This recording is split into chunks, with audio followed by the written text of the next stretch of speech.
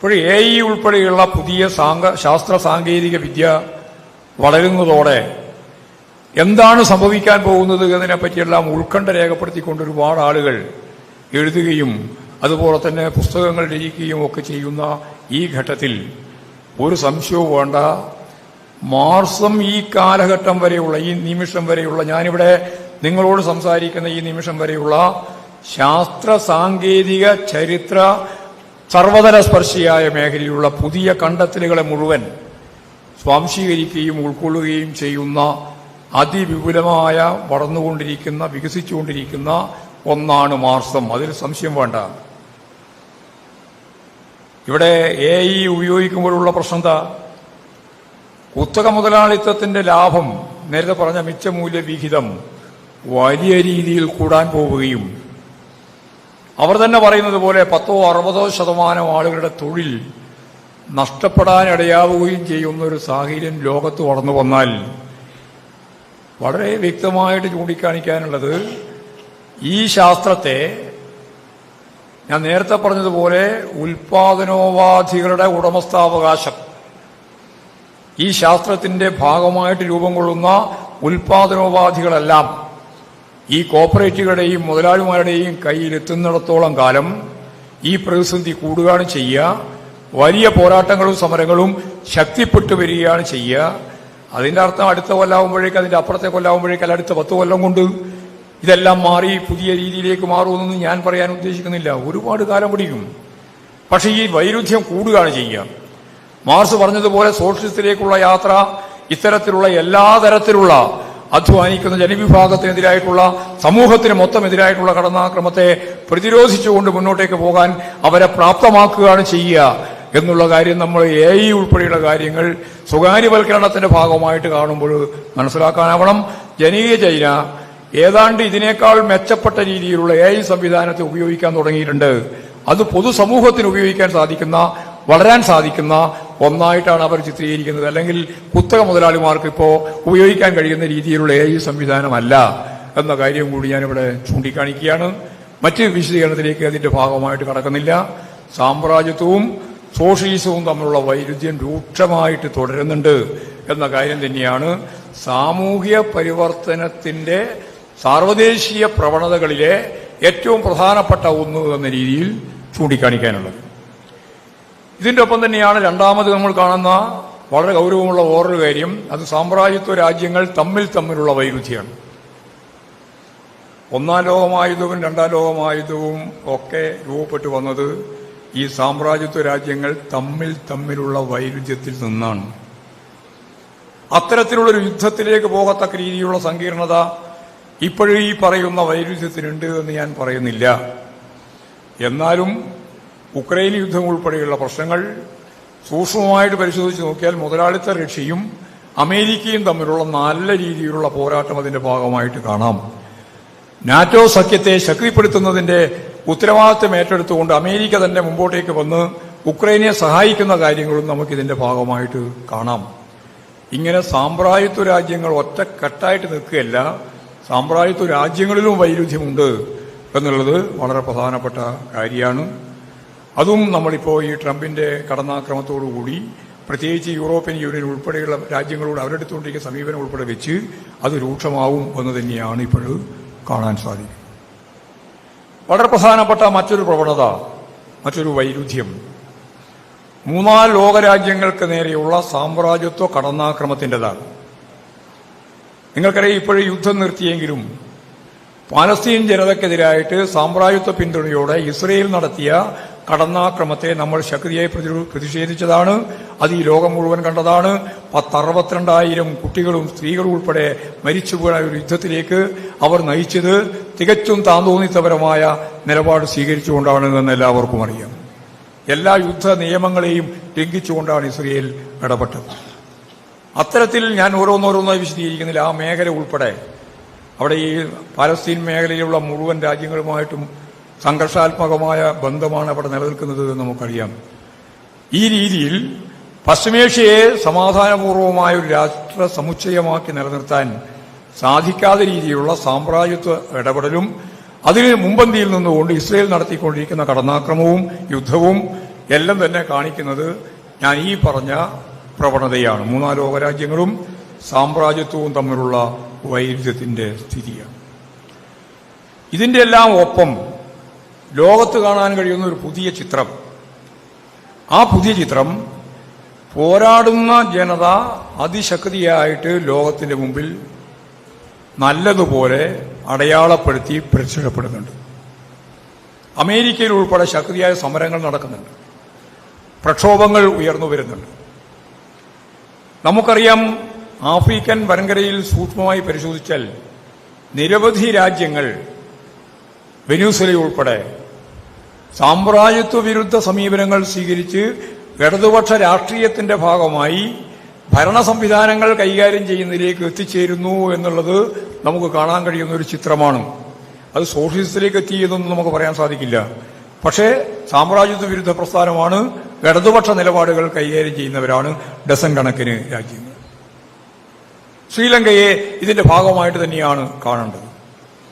സാമ്രാജ്യത്വ വിരുദ്ധ നിലപാടുകൾ സ്വീകരിച്ചുകൊണ്ട് തീവ്ര വലതുപക്ഷ സമീപനത്തിനെതിരായി നല്ല രീതിയിൽ ഒരു ബദൽ സംവിധാനം വെച്ച് മുന്നോട്ടേക്ക് വന്നപ്പോൾ ദസനായകയുടെ പ്രസ്ഥാനം അവിടെ ആദ്യം പ്രസിഡന്റായി. ആ പ്രസിഡന്റ് തെരഞ്ഞെടുപ്പ് പ്രഖ്യാപിച്ചപ്പോ 2/3 ഭൂരിപക്ഷത്തോടുകൂടി കമ്മ്യൂണിസ്റ്റ് നേതാവിന്റെ കൂട്ടുകെട്ടിന് 10-20 പാർട്ടികൾ കൂടിച്ചേർന്നുണ്ടാക്കിയിട്ടുള്ള കൂട്ടുകെട്ടിന് ഇപ്പോൾ ശക്തിയായ അടിത്തറ ലഭിച്ചിരിക്കുന്നു എന്നുള്ളതും നമുക്ക് കാണാൻ കഴിയും. കമ്മ്യൂണിസ്റ്റ് നേതാവിന്റെ നേതൃത്വത്തിൽ നമ്മുടെ തൊട്ടടുത്ത രാജ്യമായിട്ടുള്ള നേപ്പാൾ ഈ രീതിയിൽ ഇടതുപക്ഷ നിലപാടുകൾ വെച്ച് മുമ്പോട്ടേക്ക് പോകുന്ന കാഴ്ചയും നമുക്ക് കാണാനാവും. ഞാൻ പറഞ്ഞു വരുന്നത്, ലോകവ്യാപകമായി സോഷ്യലിസത്തിലേക്ക്, സോഷ്യലിസ്റ്റ് പാതയിലേക്ക് പൂർണ്ണമായിട്ടില്ലെങ്കിലും ലോകത്തെമ്പാടുമുള്ള ജനത അവരഭിമുഖീകരിക്കുന്ന ഭരണകൂടത്തിന്റെ അവരുടെ ജീവിത നിലവാരവുമായിട്ട് ബന്ധപ്പെട്ട് ഈ പിന്നോക്കാവസ്ഥയെ അടിസ്ഥാനപ്പെടുത്തി വലിയ സമരങ്ങൾ, പോരാട്ടങ്ങൾ രൂപപ്പെട്ടു വരുന്നു. അത് 4ാമത്തെ പ്രധാനപ്പെട്ട വൈരുദ്ധ്യമാണ്, ഭരണകൂട സംവിധാനവും ജനങ്ങളും തമ്മിലുള്ള വൈരുദ്ധ്യം. ഈ സാമ്രാജ്യത്വ രാജ്യങ്ങളും അതുപോലെ തന്നെ ഈ ഭരണകൂട, ഞാൻ നേരത്തെ പറഞ്ഞ എല്ലാ 3 വൈരുദ്ധ്യങ്ങൾക്കൊപ്പം ഭരണകൂടത്തിന് നേരെ അതിശക്തിയായ പ്രതിഷേധം, അത് അമേരിക്ക ഉൾപ്പെടെയുള്ള, ഇന്ത്യ ഉൾപ്പെടെയുള്ള ലോകത്തെമ്പാടുമുള്ള ഭരണ സംവിധാനത്തിനെതിരായിട്ട് നേരത്തെ പറഞ്ഞ ആഗോളവൽക്കരണം ഉൾപ്പെടെ നടപ്പിലാക്കിയതിന്റെ ഭാഗമായി ജനങ്ങൾക്ക് കിട്ടിക്കൊണ്ടിരിക്കുന്ന ആനുകൂല്യങ്ങൾ ഓരോന്നോരോന്നായി ഇല്ലായ്മ ചെയ്തുകൊണ്ടിരിക്കുകയും കേന്ദ്രീകൃതമായ സമ്പത്ത്, ഞാൻ നേരത്തെ പറഞ്ഞ ഏറ്റവും കൂടുതൽ സമ്പത്ത് കൈവശം വെക്കുന്ന കോർപ്പറേറ്റുകൾ രൂപപ്പെട്ട് ശക്തിപ്പെട്ട് ഇന്ത്യയിലൊക്കെ ആണെങ്കിൽ ക്രോണി ക്യാപിറ്റലിസം തന്നെ വളർന്നു വരുന്ന ഒരു സാഹചര്യം നമ്മൾ കാണുന്നുണ്ട്. അതിനെതിരായ ജനകീയ രോഷപ്രകടനം വമ്പിച്ച രീതിയിൽ ലോകവ്യാപകമായി സമരങ്ങളായി, പണിമുടക്കുകളായി, പോരാട്ടങ്ങളായി, പ്രകടനങ്ങളായി രൂപപ്പെട്ടു വരുന്നു എന്നുള്ളതും ഇന്നത്തെ സാർവദേശീയ തലത്തിലുള്ള പ്രധാനപ്പെട്ട ഒരു പ്രവണതയായിട്ട് തന്നെ വേണം നമുക്ക് കാണാം. ഇതിന്റെ ഒപ്പം ചേർത്ത് വേണം ദേശീയ രാഷ്ട്രീയത്തെ സംബന്ധിച്ച് വിശദീകരിക്കാൻ. നമുക്കറിയാം, ദേശീയ രാഷ്ട്രീയത്തിന്റെ ഭാഗമായിട്ട് ഇപ്പോൾ കഴിഞ്ഞ 18ാം ലോകസഭാ തെരഞ്ഞെടുപ്പിന്റെ BJP മുന്നോട്ടേക്ക് വെച്ച മുദ്രാവാക്യം സ്വാഭാവികമായി 2025 ഈ വർഷം RSSന്റെ 100ാം വാർഷികത്തിന്റെ ഭാഗമായിട്ടാണ് വരിക. അപ്പോൾ കഴിഞ്ഞ തെരഞ്ഞെടുപ്പോടുകൂടി ഇന്ത്യയിൽ 100 വർഷമായിട്ട് RSS പറയുന്ന ഹിന്ദുത്വ അജണ്ട, ഹിന്ദുരാഷ്ട്രം എന്ന അവരുടെ സങ്കല്പം, അത് നടപ്പിലാക്കാനാവും എന്നായിരുന്നു അവർ പ്രതീക്ഷിച്ചത്. അത് ഉന്നം വെച്ചുകൊണ്ടാണ് അവർ പറഞ്ഞത് 370 സീറ്റ് മുതൽ 430 സീറ്റ് വരെ BJPക്ക് നേടാം. അപ്പോൾ അതിനെന്താ പ്രതിരോധിക്കാനുള്ള വഴി? CPIMന്റെ 23ാം പാർട്ടി കോൺഗ്രസ് കണ്ണൂരിൽ ചേർന്ന് അത് അംഗീകരിച്ച രാഷ്ട്രീയ പ്രമേയത്തിൽ BJPയുടെ ഈ അപകടകരമായ ഫാസിസ്റ്റിക് രീതിയിലുള്ള കടന്നാക്രമത്തെ നമുക്കെങ്ങനെയാണ് പ്രതിരോധിക്കാനാവുക എന്ന കാര്യം ചർച്ച ചെയ്തപ്പോൾ കൃത്യമായി ഒരു നിലപാട് ഞങ്ങൾ സ്വീകരിച്ചു. അത് CPIMന് ഇന്ത്യയിലാകെയുള്ള സ്വാധീനം അടിസ്ഥാനപ്പെടുത്തിയിട്ട് BJPയെ അധികാരത്തിൽ ഒഴിവാക്കാനൊന്നും സാധിക്കുന്നതല്ല. പക്ഷെ ഒരു നിലപാട് ഞങ്ങൾ വെച്ചു. അതെന്താ? BJPയെ തോൽപ്പിക്കാനാവും. അതുവരെ BJPയെ തോൽപ്പിക്കാനാവില്ല എന്നാണ് അവരുടെ ധാരണ. 1ാമത്തെ ടേം കഴിഞ്ഞു, രണ്ടാമത്തെ ടേം വന്നു. ഇനി BJPക്ക് അതിശക്തിയായി മുന്നോട്ടേക്ക് പോകാനുള്ള സൗകര്യമാണ് രൂപം കൊള്ളുന്നത് എന്നായിരുന്നു പൊതുവെയുള്ള ധാരണ.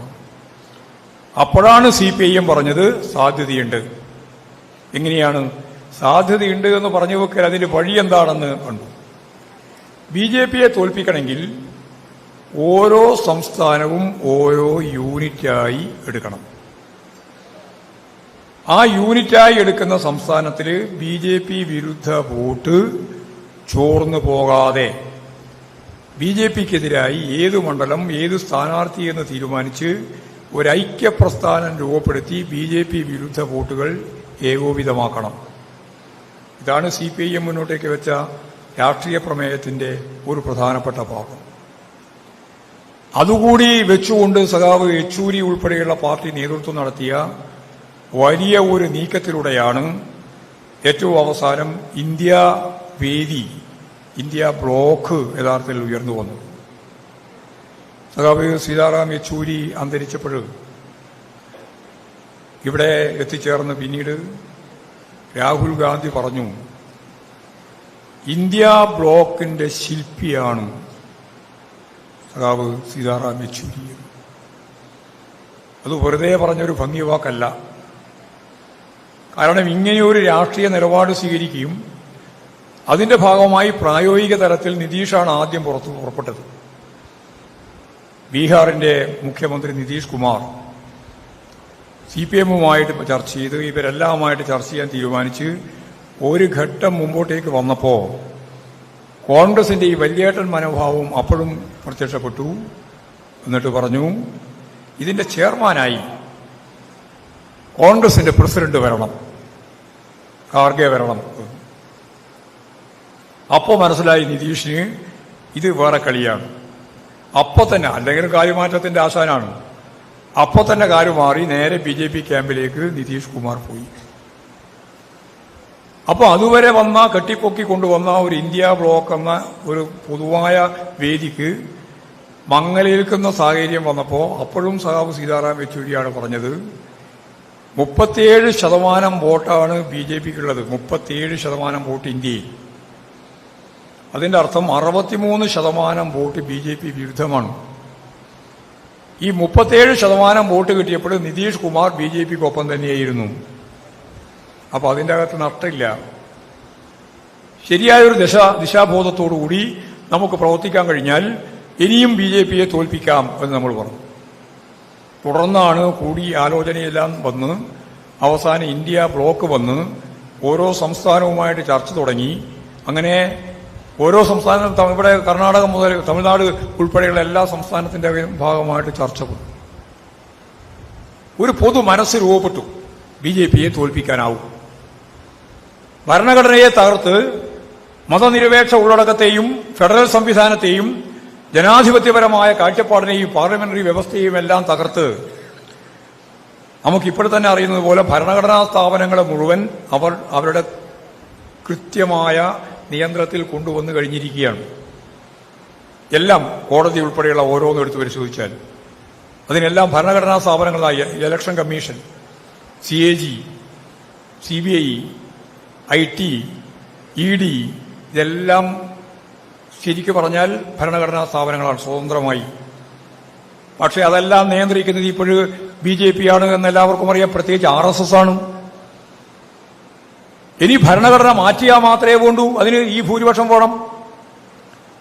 പക്ഷേ ഇന്ത്യ ജനത താൽക്കാലികമായിട്ടെങ്കിലും ഈ ഭരണഘടന മാറ്റി ചാതുർവർണ്ണ വ്യവസ്ഥയിൽ അധിഷ്ഠിതമായ മനുസ്മൃതിയിൽ ഊന്നിയ, അതാണല്ലോ ഈ സനാതനൊക്കെ പറഞ്ഞുകൊണ്ടിരിക്കുന്നത്, അതിലൂന്നിയ ഒരു ഭരണഘടന വേണം എന്ന ധാരണയെ താൽക്കാലികമായെങ്കിലും ഇന്ത്യൻ ജനത അതിനെ പ്രതിരോധിച്ചിരിക്കുന്നു. അത് ഉള്ളതുപോലെ തന്നെ നമ്മൾ കാണേണ്ടതാണ്. 2% വോട്ടിന്റെ കുറവ് മാത്രമേ ഉണ്ടായിട്ടുള്ളൂ. 38 MPമാർ കൂടി കിട്ടിയിരുന്നുവെങ്കിൽ ഇന്നത്തെ ഈ ചിത്രം കൊണ്ട് മാറുകയായിരുന്നു.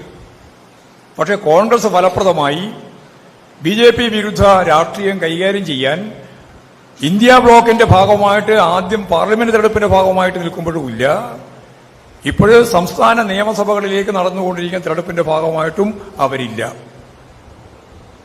ഇന്നിപ്പോൾ കൃത്യമായിട്ട് ഡൽഹി തെരഞ്ഞെടുപ്പിന്റെ വാർത്ത വന്നു. ഹരിയാനയുടെ നേരത്തെ വന്നു, മഹാരാഷ്ട്രയിൽ വന്നു.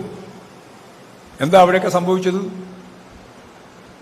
ഇപ്പോൾ ഡൽഹി പോലെയുള്ള തന്ത്രപ്രധാനമായ ഒരു പ്രദേശത്തിന്റെ ഭരണം നീണ്ട 25 വർഷക്കാലത്തിന് ശേഷം വീണ്ടും അവർക്ക് ലഭിച്ചിരിക്കുകയാണ്. അങ്ങനെ ലഭിക്കുമ്പോൾ ആരാണ് ആ ഭരണം തടികയിൽ ബി.ജെ.പിക്ക് നൽകിയത് എന്ന ചോദ്യത്തിന് കൃത്യമായ ഒറ്റ ഉത്തരം മാത്രമേ ഉള്ളൂ, അത് കോൺഗ്രസാണ്. ഇന്ത്യ ബ്ലോക്കിന്റെ ഭാഗമായിട്ട് കോൺഗ്രസിനും അതുപോലെ തന്നെ AIP ഉൾപ്പെടെയുള്ളവർക്ക് യോജിച്ച് നിൽക്കാനാവാത്ത സാഹചര്യം സൃഷ്ടിച്ചത് കോൺഗ്രസാണ്. പഴയ വല്യേട്ടൻ മനോഭാവം ഇപ്പോഴും തുടരുകയാണ്. ഞങ്ങൾ മഹാമേരുവാണെന്നാണ് ഇപ്പോഴും പറഞ്ഞുകൊണ്ടിരിക്കുന്നത്. എവിടെ? കഴിഞ്ഞ തെരഞ്ഞെടുപ്പിലും അതിന്റെ മുൻ തെരഞ്ഞെടുപ്പിലും ഈ തെരഞ്ഞെടുപ്പിലും കോൺഗ്രസിന്റെ സീറ്റ് വട്ടപൂജ്യമാണ്. ഒരു സീറ്റും കിട്ടിയിട്ടില്ല. മനോരമക്കൊരു ആശ്വാസം, 2% വോട്ട് കൂടുതൽ കിട്ടിയിട്ടുണ്ട്. കൂടുതൽ കിട്ടിയിട്ട് എന്തിനാണ് പുഴുങ്ങി തിന്നാനാണ്? എന്തിനാണ്? ബി.ജെ.പിയുടെ ഗവൺമെന്റിനെ അവിടെ കൊണ്ടുവരുന്നതിന് വേണ്ടിയുള്ള ബോധപൂർവമായ പ്രവർത്തനമല്ലേ കോൺഗ്രസ്? ആർക്കാ അറിയാത്തത്? ഇന്ത്യൻ രാഷ്ട്രീയത്തിന്റെ എന്തെങ്കിലും ഭാഗം അറിയുന്ന എല്ലാവർക്കും അറിയാം, ബി.ജെ.പിക്കെതിരായിട്ട് യോജിച്ച് മത്സരിച്ചില്ല എങ്കിൽ അവിടെ ബി.ജെ.പിക്കാണ് മുൻകൈ കിട്ടാൻ പോകുന്നത്. ഇപ്പോഴത്തെ 42%-ലധികം വോട്ട് AIPക്കുണ്ട്. അവിടെ 22 സീറ്റേ കിട്ടിയിട്ടുള്ളൂ. 44 സീറ്റ് കോൺഗ്രസിന് കിട്ടി.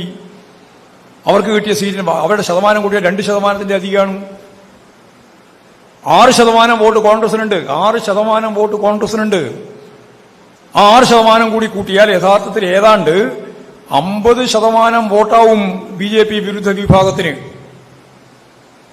50% വോട്ട് കിട്ടിയിരുന്നുവെങ്കിൽ ഇന്നത്തെ ഈ 22 മറികടന്ന് അവിടെ ബി.ജെ.പിയെ തോൽപ്പിച്ച് AIPയുടെ നേതൃത്വത്തിലുള്ള ഒരു കൂട്ടുകക്ഷി ഗവൺമെന്റിന് അധികാരത്തിൽ വരാൻ കഴിയുമായിരുന്നു. പക്ഷെ ഏറ്റവും വലിയ അഴിമതിക്കാരൻ കെജ്രിവാളാണ് എന്ന് പ്രസംഗിച്ചുകൊണ്ട് നടക്കുകയായിരുന്നു കോൺഗ്രസിന്റെ ഏറ്റവും പ്രമുഖനായ രാഹുൽ ഗാന്ധി ഉൾപ്പെടെയുള്ള നേതാക്കൾ. ഇതെവിടെയാണ് എത്തിച്ചത്? ഇതെത്തിച്ചിട്ടുള്ളത് കോൺഗ്രസിന്റെ കയ്യിൽ നിന്ന് ഈ പറയുന്ന രീതിയിലുള്ള ഒരു നിലപാട് സ്വീകരിക്കാത്ത പശ്ചാത്തലത്തിൽ അതിന്റെ പൂർണ്ണമായ കൃത്യമായ രീതിയിലുള്ള ഗുണഭോക്താവായി ബി.ജെ.പി മാറി. ബി.ജെ.പി കോൺഗ്രസിന്റെ ചെലവിൽ ആ സംസ്ഥാനത്ത് ഇപ്പോഴും അധികാരത്തിൽ വന്നിരിക്കുന്നു. പ്രിയങ്ക ഗാന്ധി എന്ന് പറഞ്ഞത് ഒരുപാട് പഠിക്കാനുണ്ട്. എപ്പോ പഠിക്കാനാ? ഹരിയാന വന്നപ്പോൾ ഇങ്ങനെയാ പറഞ്ഞ പഠിക്കാനുണ്ട്. എന്ത് പഠിക്കല്? നിങ്ങൾ ലളിതമായി പഠിക്ക്. ബി.ജെ.പിയെ തോൽപ്പിക്കണമെങ്കിൽ ബി.ജെ.പി വിരുദ്ധ വോട്ടുകൾ ഛിന്ന ഭിന്നമായി കൂടാ എന്ന ഞങ്ങൾ 23-ാം പാർട്ടി കോൺഗ്രസിൽ പറഞ്ഞത് എല്ലാ സംസ്ഥാനത്തിനും ബാധകമായതുപോലെ ഡൽഹിക്കും ബാധകമായിരുന്നു. പക്ഷേ ആ നിലപാട് സ്വീകരിക്കാൻ കോൺഗ്രസ് തയ്യാറായില്ല എന്നുള്ളതിന്റെ ഭാഗമായി യഥാർത്ഥത്തിൽ നമ്മൾ ആഗ്രഹിച്ച രീതിയിൽ ബി.ജെ.പിയെ തളക്കാൻ അവിടെ ആയില്ല എന്നുള്ളതാണ് സംഭവം. കോൺഗ്രസിന്റെ ചെലവിലാണ് ബി.ജെ.പി ഒരു ഗവൺമെന്റ് തന്നെ കിട്ടി കൈകാര്യം ചെയ്യാൻ ശേഷി നേടിയത്. ഇത് നമ്മൾ ഡൽഹി കേന്ദ്രത്തിൽ കാണുന്ന ഒരു ചിത്രം. ഇനിയിപ്പോഴും മന്ത്രിമാരെടുത്ത് പരിശോധിച്ച് നോക്കിയാലും അവരെടുത്തുകൊണ്ടിരിക്കുന്ന നിലപാടുകൾ പരിശോധിച്ച് നോക്കിയാലും ബി.ജെ.പി വിരുദ്ധ രാഷ്ട്രീയത്തെയാണോ അവർ കൈകാര്യം ചെയ്യുന്നത്? ഇപ്പോൾ കേരളത്തെ സംബന്ധിച്ചിടത്തോളം കഴിഞ്ഞ ബഡ്ജറ്റ് വന്നു. അവരുടെ നിലപാട് ബി.ജെ.പി ഒരു ഹിന്ദു രാഷ്ട്രം സ്ഥാപിക്കാൻ വേണ്ടി നടത്തിക്കൊണ്ടിരിക്കുന്ന എല്ലാ പ്രക്രിയയും എതിർത്തുകൊണ്ടല്ലാതെ നമുക്ക് മുന്നോട്ടേക്ക് പോകാൻ സാധിക്കില്ല എന്ന നിലപാട് ദേശീയ രാഷ്ട്രീയത്തിൽ CPIM എടുത്തു. അങ്ങനെ വരുമ്പോൾ കോൺഗ്രസുമായിട്ടൊരു ദേശീയ ഐക്യമുന്നണിയൊന്നും പാർട്ടി ഉദ്ദേശിക്കുന്നില്ല, രാഷ്ട്രീയ കൂട്ടുകെട്ട് ഉദ്ദേശിക്കുന്നില്ല. എന്നാൽ അതിവിശാലമായ ഒരു ഐക്യപ്രസ്ഥാനം ബി.ജെ.പിക്കെതിരായിട്ട് രൂപപ്പെട്ടാൽ മാത്രമേ ബി.ജെ.പിയെ പ്രതിരോധിക്കാനാവുള്ളൂ എന്ന നമ്മുടെ അനുഭവം, ഇന്ത്യൻ ജനതയുടെ അനുഭവം, അത് പ്രായോഗികമായി കൈകാര്യം ചെയ്യുന്നതിൽ കോൺഗ്രസിന്റെ വീഴ്ച ഇത് ചൂണ്ടിക്കാണിച്ച് പരിഹരിച്ചുകൊണ്ടുപോകണം നമുക്ക് ദേശീയ രാഷ്ട്രീയത്തിൽ കൃത്യമായ നിലപാട് സ്വീകരിക്കാൻ. മതനിരപേക്ഷതയ്ക്ക് വേണ്ടി ജനാധിപത്യ മൂല്യങ്ങൾ ഉയർത്തിപ്പിടിക്കാൻ, ഫെഡറൽ സംവിധാനം നിലനിർത്താൻ, ഈ ഭരണഘടനയെ തന്നെ നിലനിർത്തുന്നതിന് വേണ്ടിയുള്ള താൽക്കാലികമായ ഒരു സംവിധാനത്തിലേക്ക് പോകാൻ ഇന്ത്യൻ ജനത 18ാം ലോക്സഭാ തെരഞ്ഞെടുപ്പിന്റെ ഭാഗമായിട്ടുള്ള പോരാട്ടത്തിൽ ഒറ്റയ്ക്ക് ഭൂരിപക്ഷമില്ലാത്ത അവസ്ഥയിലേക്ക് ബിജെപിയെ എത്തിച്ചിരിക്കുന്നു. കൂട്ടുകക്ഷി ഗവൺമെന്റാണ്. പക്ഷേ കൂട്ടുകക്ഷിയാണെങ്കിലും പഴയ ബിജെപിയുടെ ഗവൺമെന്റിന്റെ നിലപാട് അതേപോലെ തുടരുകയാണ്. നിങ്ങൾക്കറിയുന്നത് പോലെ പൗരത്വ ഭേദഗതി നിയമം കൊണ്ടുവന്ന് മതരാഷ്ട്രമാക്കാനുള്ള ശ്രമം ആദ്യം തന്നെ തുടങ്ങി. ഏക സിവിൽ കോഡ് ഇപ്പോൾ ഓരോ സംസ്ഥാനത്തിലായി നടപ്പിലാക്കി അവസാനം കേന്ദ്രത്തിൽ നടപ്പിലാക്കാനുള്ള ശ്രമം നടക്കുകയാണ്. അതേപോലെ വളരെ പ്രധാനപ്പെട്ടതാണ് ഒരു രാജ്യം ഒരു തെരഞ്ഞെടുപ്പ് എന്നുള്ള സ്വേച്ഛാധിപത്യപരമായ രീതി. എല്ലാം നിയമം നടപ്പിലാക്കുന്നു എന്ന് പറഞ്ഞുകൊണ്ടാണ് കാര്യങ്ങൾ ചുട്ടപ്പം പോലെ തീരുമാനിച്ചു പോകുന്നത് എന്ന് നമുക്ക് അറിയാം. യഥാർത്ഥത്തിൽ ഇന്ത്യ ജനാധിപത്യ സംവിധാനത്തിൽ നിന്ന് വളരെ വേഗം അകന്ന് ഈ പറയുന്ന രീതിയിലുള്ള ഫാസിസ്റ്റിക് രീതിയിലൂടെ ഹിന്ദുത്വ അജണ്ടയിലേക്ക് നീങ്ങാൻ നടത്തിക്കൊണ്ടിരിക്കുന്ന ശ്രമത്തെ ലാഘവ ബുദ്ധിയോടുകൂടിയല്ല, വളരെ ഗൗരവപൂർണമായ ശരിയായ നിലപാടുകളോടുകൂടിയാണ് പാർട്ടി കാണുന്നത്. അതുകൊണ്ട് അതിവിപുലമായ ജനാധിപത്യ ശക്തികളുടെ ഐക്യം വേണം. അതിലെ ദൗർബല്യമാവുന്ന കോൺഗ്രസിന്റെ നിലപാടിൽ തിരുത്തൽ വേണം. രാഷ്ട്രീയമായ കൂട്ടുകെട്ടുണ്ടാക്കാൻ ഉദ്ദേശിക്കുന്നില്ലെങ്കിലും വിശാലമായ വേദിയിൽ ഇവരെയെല്ലാം നിലനിർത്തി പോകാൻ കഴിയണം എന്നാണ് CPIM ചൂണ്ടിക്കാണിക്കുന്ന പ്രധാനപ്പെട്ട കാര്യം. കേരള രാഷ്ട്രീയത്തിലേക്ക് കടന്നു വന്നാൽ നമ്മൾ കാണുന്ന ഒരു ചിത്രം, കേന്ദ്ര ഗവൺമെന്റ് ബഡ്ജറ്റ് അവതരിപ്പിച്ചു. ആ ബഡ്ജറ്റിന്റെ മേലെ ഇവിടെ വലിയ ചർച്ച നടന്നു. പക്ഷെ മിക്കവാറും പത്രങ്ങളെല്ലാം മാധ്യമങ്ങളെല്ലാം കേരളത്തിന് ഒന്നും തന്നില്ല, കേരളത്തിന്റെ പേരേ ഉച്ചരിച്ചില്ല, കേരളത്തിന്റെ 24,000 കോടി ഉറുപ്പിക നമ്മുടെ ധനകാര്യ വകുപ്പ് മന്ത്രി കൊടുത്ത പ്രത്യേക പാക്കേജ് ഉണ്ട്. 3-4 കാര്യങ്ങൾ ചൂണ്ടിക്കാണിച്ചിട്ട് അത് വയനാട് ദുരന്തത്തിന്റെ പുനരധിവാസ പാക്കേജ് ഉൾപ്പെടെയാണ്. എല്ലാം കൊടുത്തിട്ടും ഒരു നയാ പൈസ നമുക്ക് അനുവദിച്ചില്ല. വയനാട് ദുരന്തം പരിഹരിക്കുന്നതിന് വേണ്ടിയുള്ള പുനരധിവാസത്തിന് ഒരു പൈസയും തരും എന്ന് ഇപ്പോഴും പറയുന്നില്ല. നമുക്ക് കഴിഞ്ഞ പ്രാവശ്യം കിട്ടേണ്ടിയിരുന്ന 57,000 കോടി ഉറുപ്പിയുടെ നഷ്ടമാണ് യഥാർത്ഥത്തിൽ ഉണ്ടായത്. 7,000 കോടി ഉറുപ്പിക കേന്ദ്ര സംസ്ഥാന ഗവൺമെന്റുകൾ നടപ്പിലാക്കേണ്ടുന്ന പദ്ധതിയുടെ ഭാഗമായിട്ട് തരേണ്ടുന്ന കേന്ദ്ര വിഹിതവും തന്നില്ല. നെല്ല് ശേഖരിച്ചതിന്റെ ഭാഗമായിട്ട് തരേണ്ട 1,000 കോടി ഉറുപ്പിക അതും കിട്ടിയില്ല. ചുരുക്കി പറഞ്ഞാൽ പലരും ചോദിക്കുന്നത് പോലെ ഇന്ത്യയുടെ ഭാഗമല്ലേ കേരളം എന്ന ചോദ്യം ഉന്നയിക്കത്തക്ക രീതിയിലുള്ള ഒരു ബഡ്ജറ്റ് അവതരണമാണ് യഥാർത്ഥത്തിൽ ഇപ്പോഴും നടന്നത്. ഇത് വലിയ പ്രതിഷേധം ഇടതുപക്ഷ മുന്നണി ഗവൺമെന്റിനോ മുന്നണിക്കോ മാത്രമല്ല, എല്ലാ രാഷ്ട്രീയ പാർട്ടിയുടെയും ഭാഗമായിട്ട് നിൽക്കുന്ന കേരളീയർക്ക് സ്വയം തന്നെ അയ്യോ ഈ കേരളത്തിൽ ഒന്നുമില്ലല്ലോ എന്നൊരവസ്ഥ. ബീഹാറിന് വാരിക്കോരി കൊടുക്കാൻ തീരുമാനിച്ചു. അവിടെ ഇലക്ഷനാണ്.